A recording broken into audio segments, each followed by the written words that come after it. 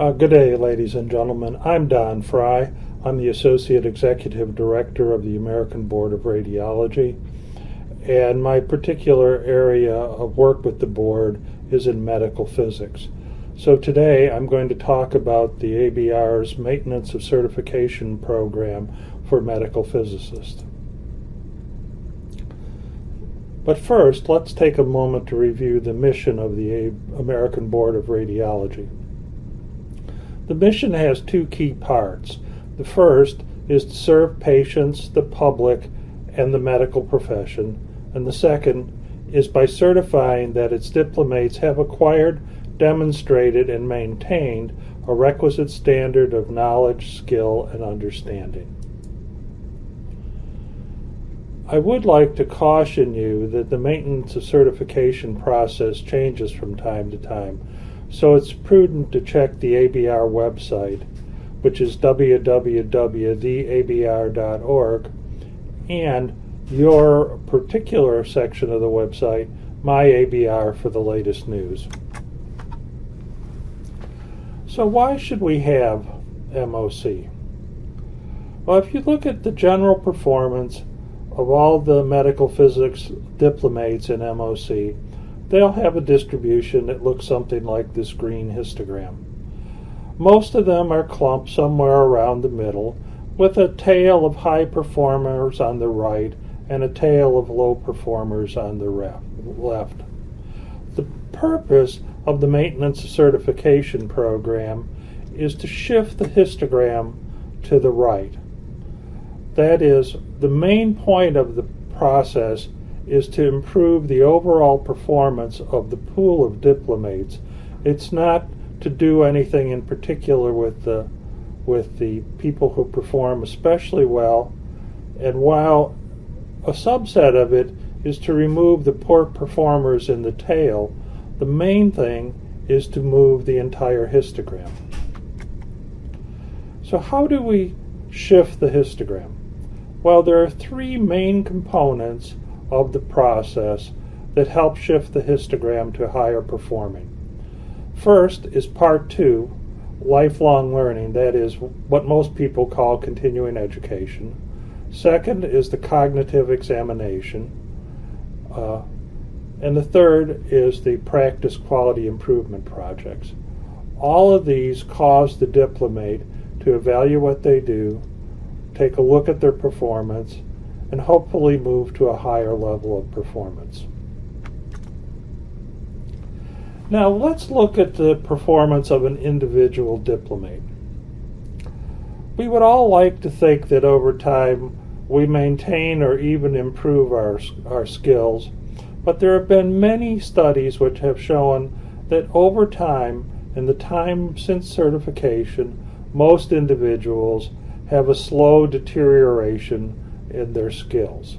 So we can imagine a particular diplomate shown here starting at the red dot at the moment they're certified. Over time, if this person is the usual medical physicist, their skills will deteriorate slightly. The point of the MOC process is to then cause them to move not back to where they started, but to a higher level. And if they move back to a slightly higher level, and this happens for many, many diplomates, the histogram will move to the right. It's sometimes been said that people used to think of the certification process is like the immunity you get when you've had a disease. That is, you've had it once, and you never have to have it again.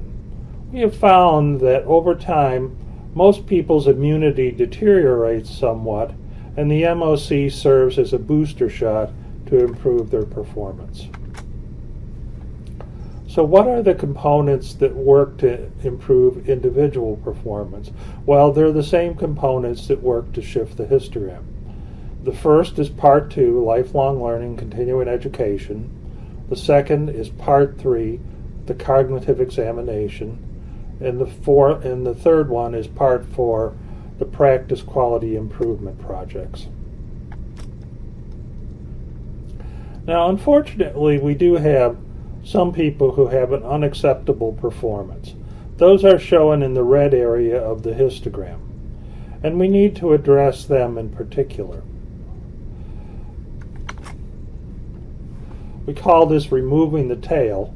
Luckily, the tail tends to be very small. And what are the two things that we can do to remove the tail? The first is Part 1, licensure and attestation. If a diplomate loses their licensure, that's usually an indication that they're not performing well, and that leads to a loss of certification. And attestation are letters from your colleagues, both physicians and physicists, that attest to your level of performance. And then secondly, the cognitive examination, which will weed out a small number of low performers. Luckily, most diplomates can move from unacceptable performance to acceptable performance by self-assessment continuing education. Those that cannot should lose their certification. Now, many people say, I have a lifetime certificate. Why should I enroll in MOC? Well, I would encourage everyone to enroll in MOC. And enrolling in MOC demonstrates a commitment to lifelong learning and self-assessment. Secondly, it allows the physicist to self-direct their own continuing education. It results in continuous quality improvement and shifting the performance of the whole group of physicists to a higher level. And more recently, state licensing boards, not so much for physicists as for physicians, but many institutions are becoming more interested in MOC as a way to reach their goal. And many departments are requiring that their faculty and staff enroll in MOC. MOC helps further development in the 6 key competencies. Nowadays, most people think of education for someone who is going to be practicing in the medical field as being divided up into 6 key components or 6 key competencies. They are medical knowledge, patient care and procedural skills, interpersonal and communication skills, professionalism, practice-based learning and improvement, and systems-based practice. These are the competencies that an individual needs to practice within the array in which clinical medical physicists work. The MOC process is designed to have 4 components: professional standing, lifelong learning and self-assessment, cognitive expertise, and practice quality improvement. If you look at a chart which shows the 4 components across the top and the 6 competencies down the side, and you look at the individual cells, you can see that between the 4 components of MOC, you cover all 6 of the competencies.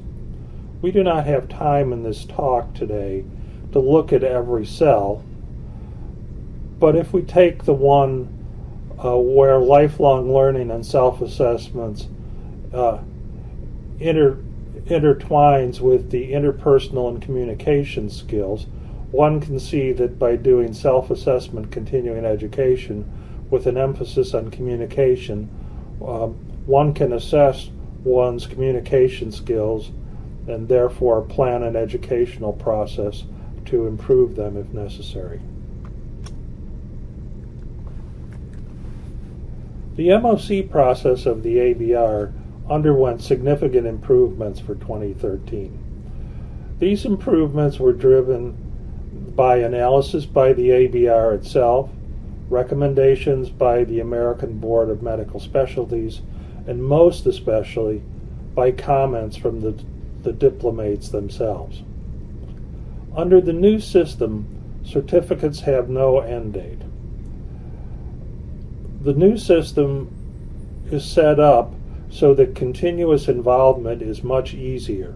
Under the old system, continuous involvement was expected, but the system was set up in a way that many diplomates found it difficult to be continuously involved. The new system makes that much easier. The new system is based on an annual look back. The first detailed one will be in 2016, and I will talk about that a little more. There's a much improved website. This website used to be called My Personal Database, or PDB. Now it's called My ABR, to indicate that it's much different. It's easier to enter information. It makes the audits easier if you're selected for a random audit. It provides better reminders for diplomates so that they're less likely to get behind. So this slide sketches out how the concept of lookbacks works, and this is how the lookbacks work for continuing education. So the requirement under the new system is that one has to have 75 hours of continuing education, including 25 hours of self-assessment continuing education in the last 3 years. So if you look at the process, which started at the beginning of 2013, the first look back will be in March of 2016, and subsequent lookbacks will occur each year in March. When the March 2016 look back occurs, it will look at 2013, 14, and 15, and for the 2016 look back only, it will look back into 2012. So at that point, the diplomate will have had 75 hours of continuing education credit, and 25 hours of those must be self-assessment continuing education credit. And I will discuss what self-assessment continuing education credit is in a moment. So, in order to meet the standard, one will have had to have those credits within the last 3 years generally, and then the last 4 years at the first look back. So in 2017, the look back would look back at years 2016, 15, and 14. So what happens if there's a deficiency? Well, the good news is that deficiencies can be corrected at any time. But let's look at the deficiencies themselves and how they work first. So if at the time of the look back you're meeting all your requirements, you will be shown on the website of both the ABR and the ABMS as certified meeting the requirements of MOC. If at that first look back you are not meeting all the requirements, you will be shown as certified not meeting the requirements. Now you'll be shown that way for a year, that is until the next look back. The good news is that during the year, if you make up any deficiencies that you have, you will immediately again be shown as certified meeting the requirements. You don't have to wait until the next look back. If the March look back showed that you were not meeting the requirements and you met them by the end of March, immediately your status would be changed back to the certified meeting requirements. Now, if you go for a whole year without meeting the requirements, you then go to the not certified status. Again, you can make up the deficiencies at any time, but there's a little bit more to it. So once you become not certified, in order to be shown as certified meeting all requirements again, you have to, within the course of 1 year, have an attestation. You have to complete 3 years of continuing medical education. You have to take and pass the exam, and you have to complete a PQI project.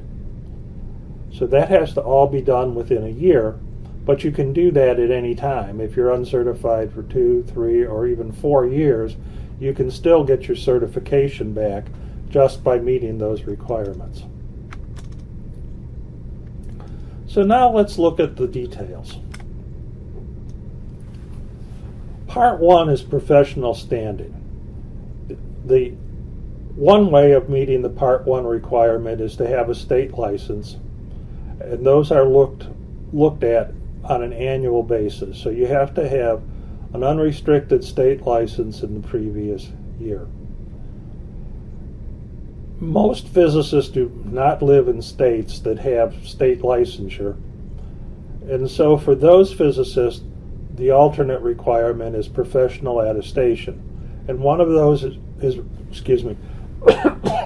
one of those is required every 5 years, and that consists of an attestation letter attesting to your professional competence from a certified physicist and an ABR certified physician. The reporting of these is simplified via the new MyABR website. The Part 2 requirement, Part 2 is lifelong learning and professional development. That's what most people think of as CE. And as I said, there's a 4-year look back in the first cycle, followed by 3-year look backs from then on. And the requirement is 75 hours of CE, of which 25 must be self-assessment continuing education, or SACE.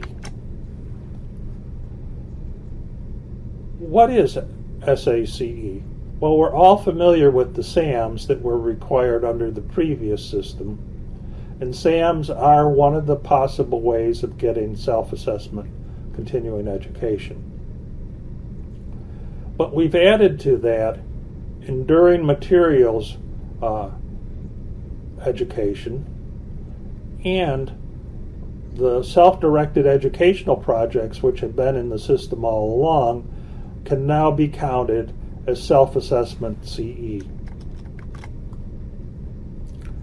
Now, SAMs are available at the AAPM annual and spring meetings, at RSNA and ASTRO meetings, at the AAPM Online Learning Center, and through the online modules on ethics and professionalism that are available. So the sources of SAMs remain about what they were previously. The new component is Enduring CME, and this is a concept that many physicists are not familiar with. In order to be enduring CME, you have to provide an assessment of the learner that measures achievement of the educational purpose and or objectives of the activity with an established minimum performance level. Examples include, but are not limited to, patient management case studies, a post-test, and or the application of new concepts in response to simulated problems. So the point here is that there's a standard, the learner has to be tested, and the learner must meet the standard. Secondly, for enduring CME, you have to communicate to the participants the minimum performance level that must be demonstrated in the assessment in order to successfully complete the activity for CAMPEP or AMA Category 1 credit. And you have to provide the learner with appropriate bibliographic sources for further study. But the key factor in this, in most circumstances, is there's a post-test with a required score for successful completion. So what sources of SACE are available for physicists? The AAPM Online Learning Center is an excellent example, but certainly there are others available from ASTRO, RSNA, the Society of Nuclear Medicine, and the ACR, as well as many other societies and journals. Because of the wealth of SACE that is available in the form of SAMs and the AAPM Online Learning Center, all of the SACE requirements can be obtained from the AAPM. Now, since the very beginning of the maintenance of certification process, the ABR has had a process for physicists called self-directed educational projects.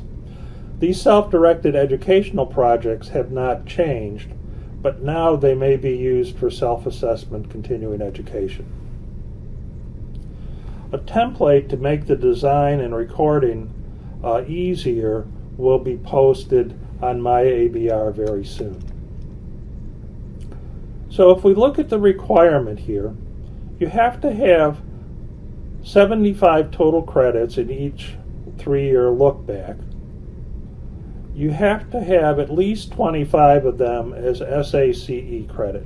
Now you could have more. You could have 50 or even 75 SACE credits. And with the AAPM Online Learning Center, it'd be possible to stay at home and get all 75 of your credits. If we look to the right, in the older system, all of this was done by self-assessment modules, or SAMs. To those we have added S-steps and enduring materials so that one can think of the requirement of SACE as including SAMs, S-steps, and enduring continuing education materials. Part 3, the cognitive examination, has a 10-year look back. Now you can take the exam anytime you want, and it's offered once per year, but there's a 10-year look back. So if you take it in year 7, you have to pass it by year 17, and so forth. The exam is 30% basic and 70% current material. A good study guide is available online, and this robust study guide is updated frequently. Part 4, the PQI projects. You have to complete one PQI project with a 3-year look back. Under the old system, the requirement was one PQI project to be completed in 10 years. But we found out that this was confusing to people. Most physicists finished a project in a year or two, and the requirement was that you be continuously involved, and it was confusing. Many physicists didn't know whether they should start a next project, which of course they should, or wait till the 10 years was up and so on. So we changed the requirement to 3 years, which is well within the time of the completion of almost all of the PQI projects. So the first project must be completed by the 4th year look back, and one project must be completed every 3 years thereafter. Or that is, at any look back, there must be a project that was completed within the last 3 years. So,